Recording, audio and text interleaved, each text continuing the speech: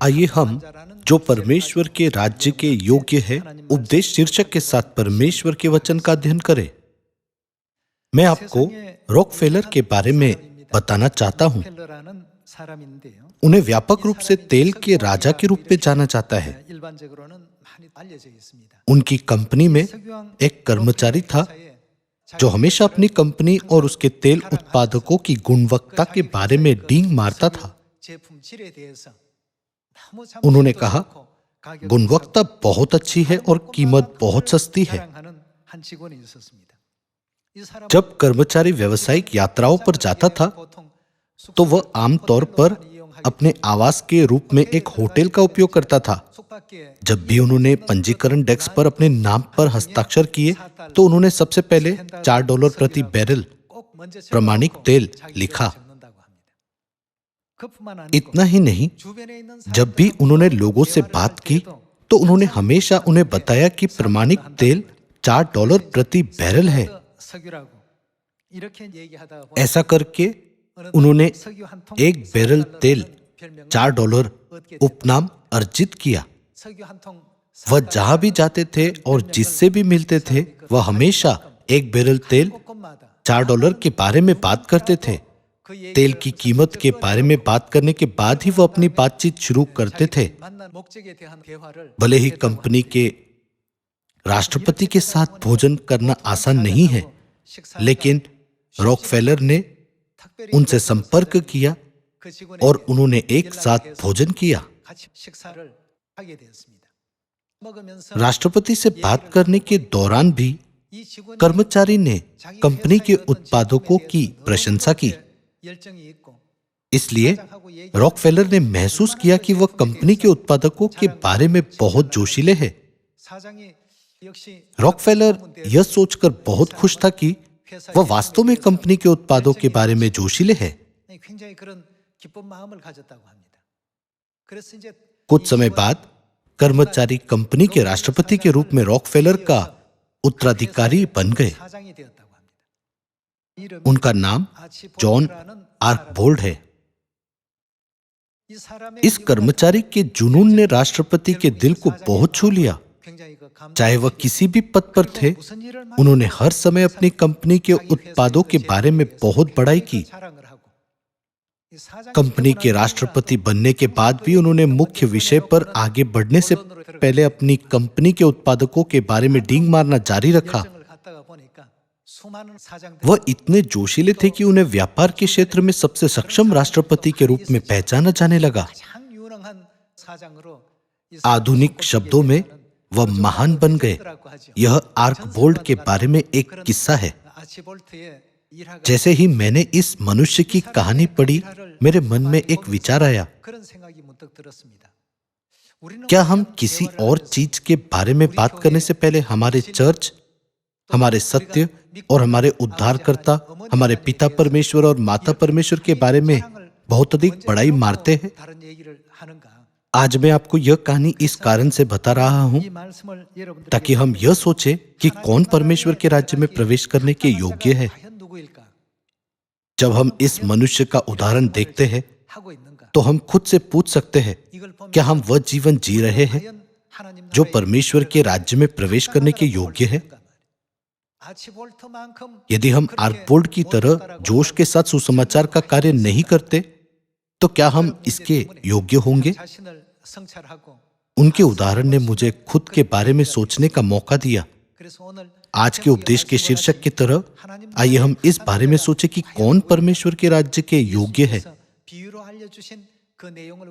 उन दृष्टांतों को देखते हुए जो यीशु ने हमें सिखाए हैं, आइए हम उस समय को बर्बाद न करें जो परमेश्वर ने हमें दिया है। नाटक या राजनीति जैसे व्यर्थ चीजों के बारे में बात करने के बजाय आइए हम लोगों से मिलने पर पहले थोड़े समय के लिए भी परमेश्वर के बारे में बात करें। यह सियोन कितनी अद्भुत जगह है। बाइबल के नबियों और परमेश्वर के प्रकाशन के द्वारा परमेश्वर ने हमें पहले ही दिखाया है कि सियोन सच में एक शानदार जगह है। वह कर्मचारी तेल की एक छोटी बैरल बेचने के लिए बहुत जोशीले थे। हम अनंत चीजों के बारे में सिखाने और पापों की क्षमा, अनंत जीवन और उद्धार का समाचार देने का एक महान कार्य कर रहे हैं। क्या हमें उनकी बड़ाई करने की कमी नहीं है? इसलिए हमारे सियोन परिवार के सदस्यों को इस वर्ष समय बर्बाद नहीं करना चाहिए। हमें 2000 साल पहले के प्रेरितों की तरह बनना चाहिए, जिन्होंने चिल्लाकर कहा, प्रभु यीशु पर विश्वास करो, तब तुम और तुम्हारा घराना उद्धार पाएगा। मेरा मानना है कि हम जिस किसी से भी मिले, हमें उनके साथ इस तरह के जोश को व्यक्त करने में सक्षम होना चाहिए। आज आइए हम मत्ती अध्याय 25 में यीशु की शिक्षा के द्वारा इस बात का उत्तर खोजें कि कौन परमेश्वर के राज्य में प्रवेश करने के योग्य है। आइए हम मत्ती की पुस्तक अध्याय 25 वचन 14 देखें। क्योंकि यह उस मनुष्य की दशा है जिसने परदेश जाते समय अपने दासों को बुलाकर अपनी संपत्ति उनको सौंप दी। उसने एक को 5 तोड़े, दूसरे को 2 और तीसरे को 1, अर्थात हर एक को उसकी सामर्थ्य के अनुसार दिया, और तब परदेश चला गया। तब जिसको 5 तोड़े मिले थे, उसने तुरंत जाकर उनसे लेन देन किया और 5 तोड़े और कमाए। इस रीति से जिसको 2 मिले थे, उसने भी 2 और कमाए। परंतु जिसको 1 मिला था, उसने जाकर मिट्टी खोदी और अपने स्वामी के रुपए छिपा दिए। बहुत दिनों के बाद उन दासों का स्वामी आकर उनसे लेखा लेने लगा। जिसको 5 तोड़े मिले थे, उसने 5 तोड़े और लाकर कहा, हे स्वामी, तूने मुझे 5 तोड़े सौंपे थे, देख मैंने 5 तोड़े और कमाए हैं। उसके स्वामी ने उससे कहा, धन्य है अच्छे और विश्वास योग्य दास, तू थोड़े में विश्वास योग्य रहा, मैं तुझे बहुत वस्तुओं का अधिकारी बनाऊंगा। अपने स्वामी के आनंद में सहभागी हो। और जिसको 2 तोड़े मिले थे, उसने भी आकर कहा, हे स्वामी, तूने मुझे 2 तोड़े सौंपे थे, देख मैंने 2 तोड़े और कमाए। उसके स्वामी ने उससे कहा, धन्य है अच्छे और विश्वास योग्य दास, तू थोड़े में विश्वास योग्य रहा, मैं तुझे बहुत वस्तुओं का अधिकारी बनाऊंगा। अपने स्वामी के आनंद में सहभागी हो। तब जिसको 1 तोड़ा मिला था, उसने आकर कहा, हे स्वामी, मैं तुझे जानता था कि तू कठोर मनुष्य है। तू जहाँ कहीं नहीं बोता वहां काटता है, और जहाँ नहीं छींटता वहां से बटोरता है। इसलिए मैं डर गया और जाकर तेरा तोड़ा मिट्टी में छिपा दिया। देख जो तेरा है वह यह है। उसके स्वामी ने उसे उत्तर दिया, हे दुष्ट और आलसी दास, जब तू यह जानता था कि जहां मैंने नहीं बोया वहां से काटता हूं और जहां मैंने नहीं छींटा वहां से बटोरता हूं, तो तुझे चाहिए था कि मेरा रुपया सराफों को दे देता, तब मैं आकर अपना धन ब्याज समेत ले लेता। इसलिए वह तोड़ा उससे ले लो, और जिसके पास 10 तोड़े हैं उसको दे दो, क्योंकि जिस किसी के पास है उसे और दिया जाएगा और उसके पास बहुत हो जाएगा। परंतु जिसके पास नहीं है, उससे वह भी जो उसके पास है ले लिया जाएगा। और इस निकम में दास को बाहर के अंधेरे में डाल दो, जहां रोना और दांत पीसना होगा। हमने कई बार तोड़ों के दृष्टांत के बारे में सीखा है। इस दृष्टांत में यीशु की शिक्षाएं हैं। चूंकि ये घटनाएं निश्चित रूप से अंतिम दिन में होगी, इसलिए यीशु ने इस मामले के बारे में 2000 साल पहले ही भविष्यवाणी की थी। इन दासों में से कौन परमेश्वर के राज्य में प्रवेश करने के योग्य है? अपने स्वामी के आनंद में सहभागी हो। ये शब्द उन्हें कहे गए जिन्होंने 5 और तोड़े और 2 और तोड़े कमाए। जिसे 1 तोड़ा मिला था, उसने कहा, मैंने उसे मिट्टी में छिपा दिया, मैंने इसमें से कुछ भी बर्बाद नहीं किया।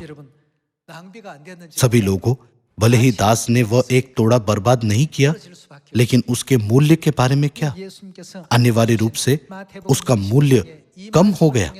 मत्ती 25 में यीशु के वचनों के द्वारा हमें गंभीरता से सोचना चाहिए कि कौन परमेश्वर के राज्य में प्रवेश करने के योग्य है। दानियल ने भी इस बात का उल्लेख किया। आइए हम दानियल की पुस्तक अध्याय 12 देखें। दानियल अध्याय 12 आयत 1 में यह कहता है, उसी समय मिकाएल नामक बड़ा प्रधान, जो तेरे जाति भाइयों के पक्ष करने को खड़ा रहता है, वह उठेगा। तब ऐसे संकट का समय होगा जैसा किसी जाति के उत्पन्न होने के समय से लेकर अब तक कभी ना हुआ ना होगा। परंतु उस समय तेरे लोगों में से जितनों के नाम परमेश्वर की पुस्तक में लिखे हुए हैं, वे बच निकलेंगे। जो भूमि के नीचे सोए रहेंगे उनमें से बहुत से लोग जाग उठेंगे, कितने तो सदा के जीवन के लिए, और कितने अपनी नामधराई और सदा तक अत्यंत घिनौने ठहरने के लिए। तब सिखाने वालों की चमक आकाश मंडल की सी होगी, और जो बहुतों को धर्मी बनाते हैं, उनका क्या होगा? वे सर्वदा तारों के समान प्रकाशमान रहेंगे। सुसमाचार का कार्य जो हम कर रहे हैं वह बहुतों को धर्मी बनाने का कार्य है। दृष्टांत में यह कहता है, मैंने और 5 तोड़े कमाए, मैंने और 2 तोड़े कमाए। यह सुसमाचार के कार्य से संबंधित एक सबक भी है। परमेश्वर हमेशा हमें इस तथ्य के प्रति जागृत करते हैं कि हमारे सुसमाचार के ऐसे समृद्ध परिणाम होने चाहिए, और हमारा सुसमाचार कभी विफल नहीं होगा। जब तक हम सुसमाचार का प्रचार करते हैं, यह समृद्ध परिणाम निश्चित रूप से आएंगे। लेकिन इस प्रक्रिया के दौरान हमें कई कठिनाइयों का सामना करना पड़ता है, और हमें धैर्य की भी आवश्यकता होती है। सुसमाचार का प्रचार करते समय हमें कुछ शिक्षाओं को संक्षेप में प्रस्तुत करने की आवश्यकता है, जो यीशु ने हमें बाइबल के माध्यम से दी है। सबसे पहले, हमें दूसरों की राय से प्रभावित नहीं होना चाहिए। इस व्यक्ति ने यह कहा और उस व्यक्ति ने वह कहा। हमें कभी भी उस बदनामी और दुर्भावनापूर्ण गपशप से प्रभावित नहीं होना चाहिए जो चर्च ऑफ गॉड में बाधा डालने की कोशिश करती है। हमें अपना सुसमाचार कार्य केवल परमेश्वर की इच्छा के अनुसार करना चाहिए। हमारे आसपास के लोगों की बातों के कारण हमें आसानी से प्रभावित नहीं होना चाहिए। परमेश्वर के निवास स्थान सियोन से आए सत्य के बिना हम पूरी तरह से संसार को चंगा नहीं कर सकते। सुसमाचार नई वाचा के सत्य के अलावा कोई दूसरा तरीका नहीं है जो पाप नामक बीमारी को ठीक कर सकता है। चूंकि परमेश्वर ने हमें इस सिद्ध सत्य की अनुमति दी है, इसलिए अब हमें सत्य का परिचय और प्रचार करके संसार को बचाना चाहिए।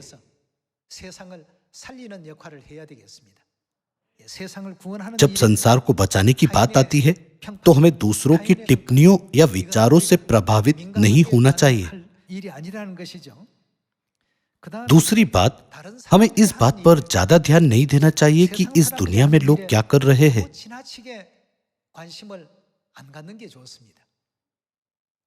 जब संसार में लोग डाइटिंग करते हैं या अन्य चीजें करते हैं, तब यदि हम ऐसी चीजों से प्रभावित होते हैं, तो हम सुसमाचार के कार्य की उपेक्षा कर सकते हैं और गलती से सोच सकते हैं कि वे चीजें अधिक मूल्यवान हैं।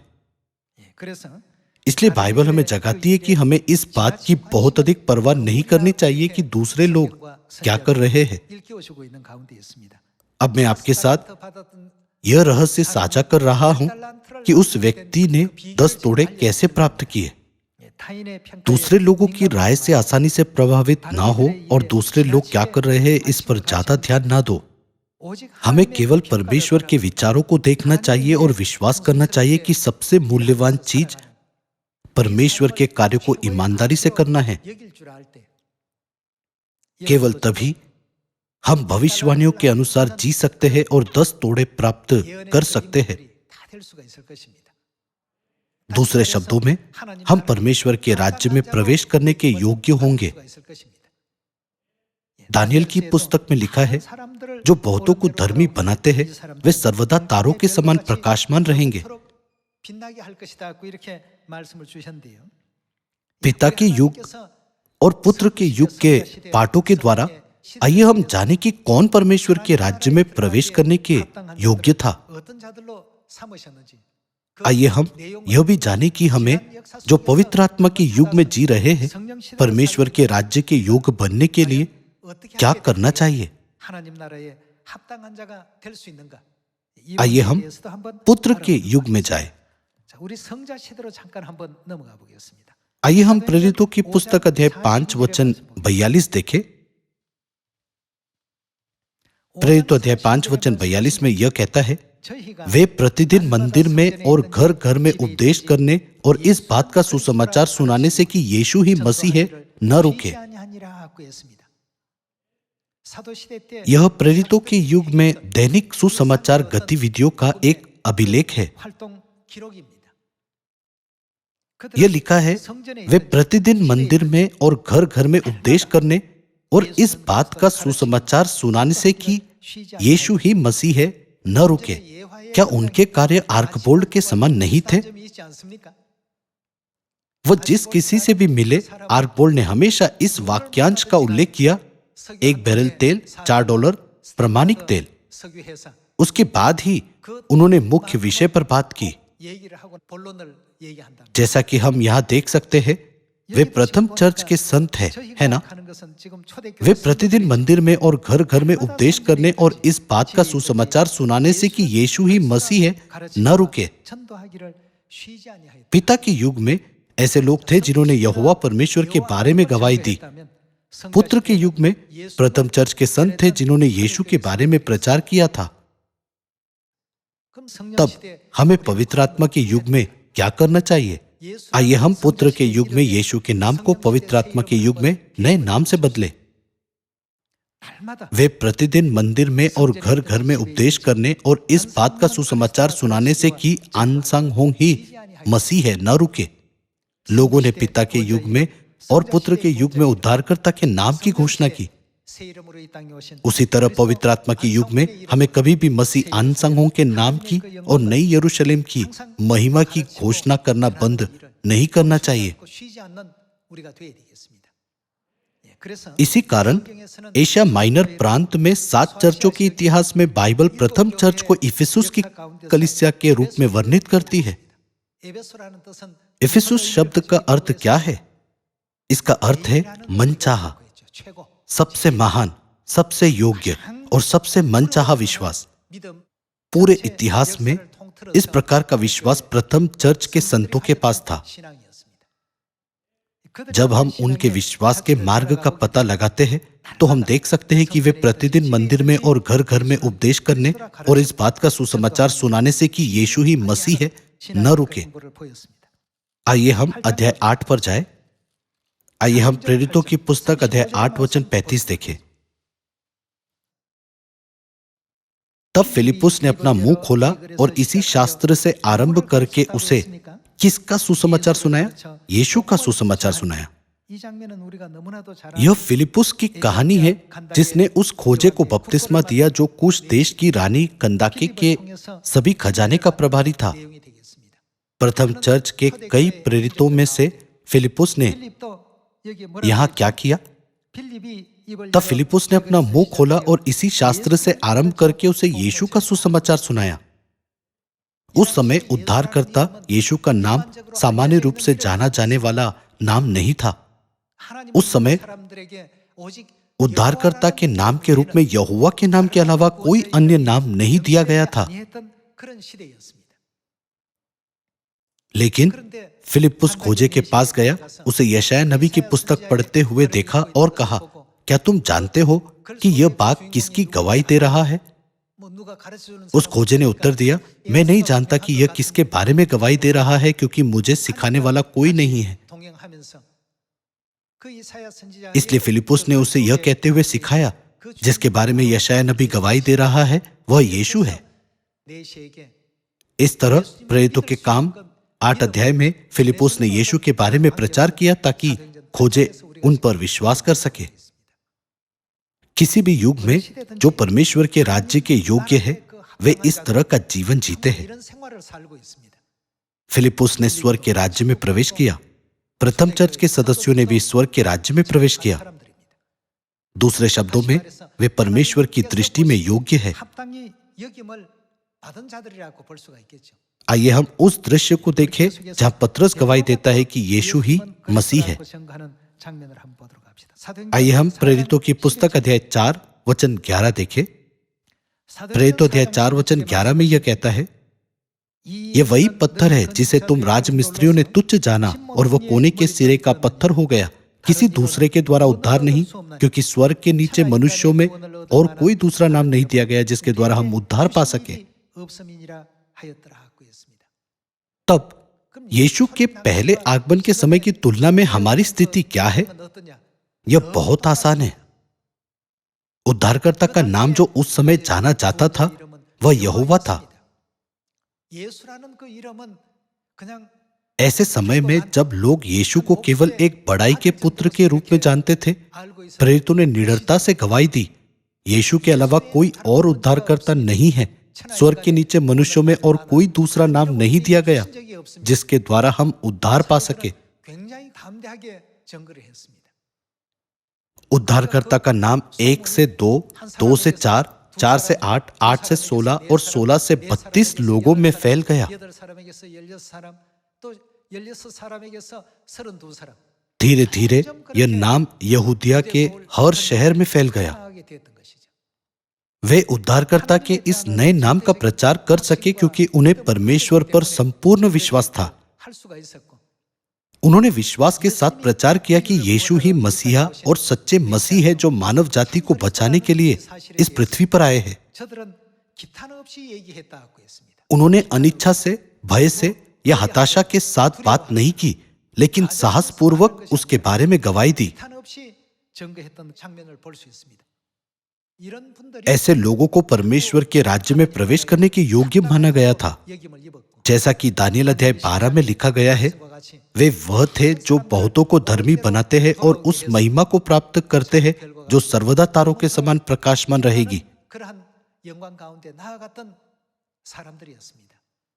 उसी तरह पवित्र आत्मा के युग में हमें संकोच करने की कोई आवश्यकता नहीं है।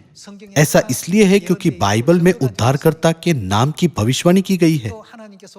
हमने सीखा है कि सियोन वह स्थान है जिसे परमेश्वर ने स्वयं हमारे उद्धार के लिए स्थापित किया है, और वह स्थान है जिसे परमेश्वर ने हमें अनंत जीवन और पापों की क्षमा की आशीष देने के लिए पूर्व निर्धारित किया है। आर्क बोल्ट की तरह जो रॉकफेलर की तेल कंपनी के राष्ट्रपति बने, जब भी हम कोई बातचीत शुरू करते हैं तो हमें हमेशा हमारे पिता, हमारी माता, सियोन और नई वाचा के बारे में बड़ाई करनी चाहिए।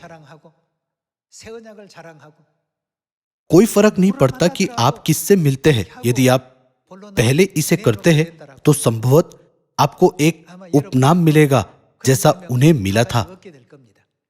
आर्क बोल्ट के लिए एक बैरल तेल $4 एक उपनाम से अधिक है। यह सम्मान का पदक बन गया। उन्होंने अपनी कंपनी के लिए बहुत जोश और प्यार के साथ काम किया। परिणाम स्वरूप राष्ट्रपति ने उन्हें सम्मानित किया।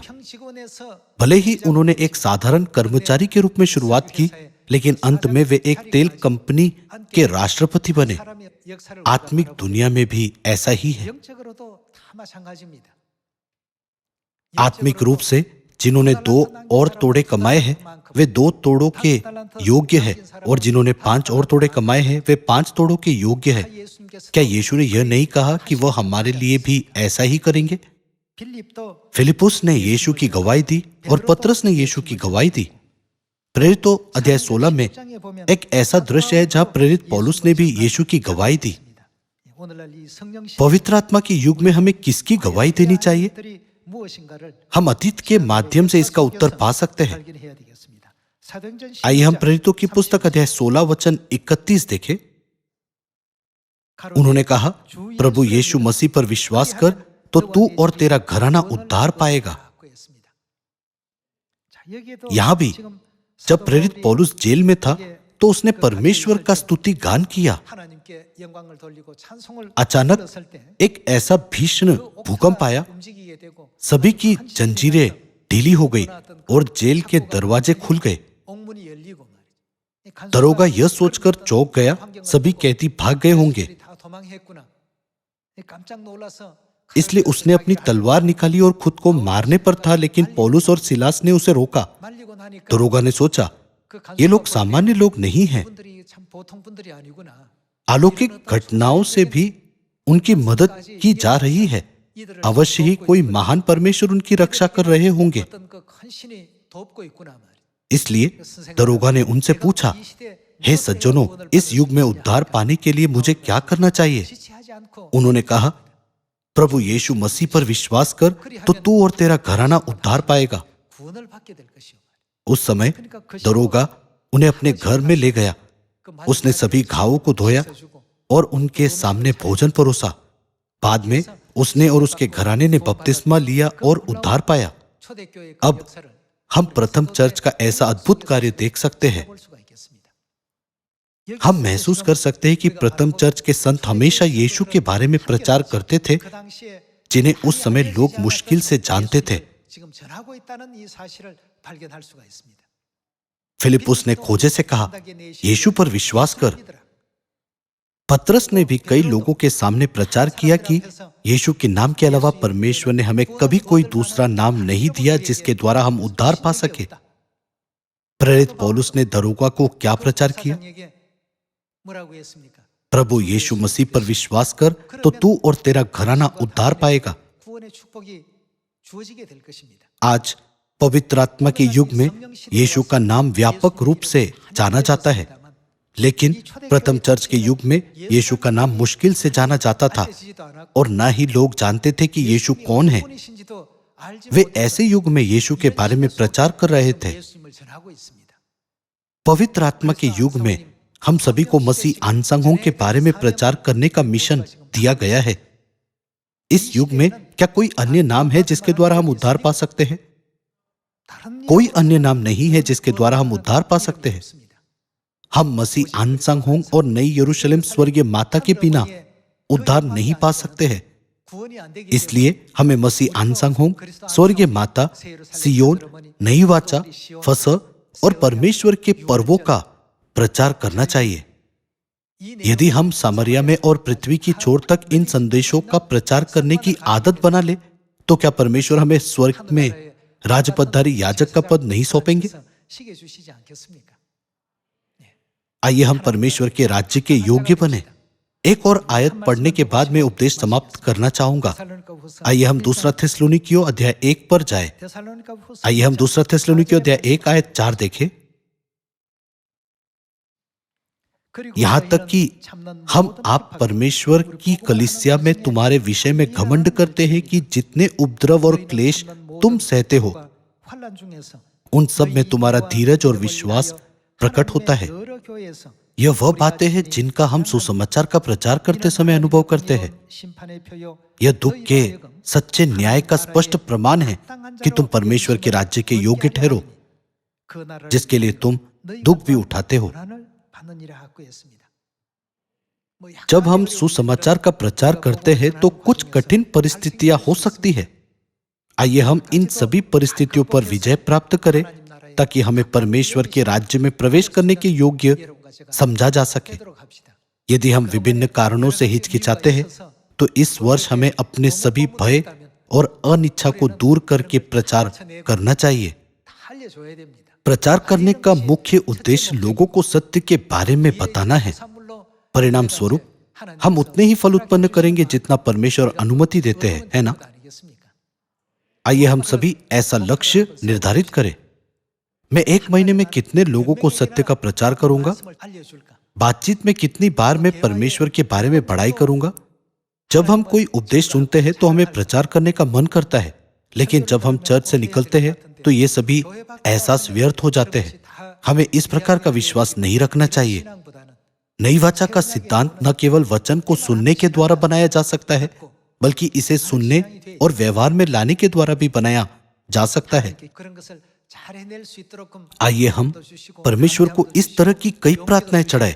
यह सुसमाचार का कार्य करने के लिए कृपया मुझे विश्वास और साहस दीजिए। ओ परमेश्वर, कृपया कई आत्माओं की अगुवाई परमेश्वर की बाहों में करने में मेरी सहायता कीजिए। हम बुरी चीज नहीं मांग रहे हैं, लेकिन हम वो मांग रहे हैं जो पिता और माता की दृष्टि में अच्छा है। वे हमारी प्रार्थनाओं का उत्तर क्यों नहीं देंगे? इसके अलावा परमेश्वर हम पर पवित्र आत्मा उंडेलेंगे। हम पहले सरल प्रचार में भाग लेने के द्वारा शुरुआत कर सकते हैं। जब भी हम घर पर हो या दूसरों के साथ बातचीत करें तो आइए हम मसीह अनसंग हों, माता परमेश्वर, सियोन और सत्य के बारे में बड़ाई करें। इनमें से कोई भी विषय कर सकते हैं। मैं आपसे अपने लिए इस तरह की संचार पद्धति विकसित करने के लिए कहना चाहूंगा। इस तरह आइए हम सभी परमेश्वर के राज्य में प्रवेश करने के योग्य बने। यह आशा करते हुए कि आपने बहुत अनुग्रह प्राप्त किया है, मैं इस उपदेश को समाप्त करना चाहूंगा। आपका बहुत बहुत धन्यवाद।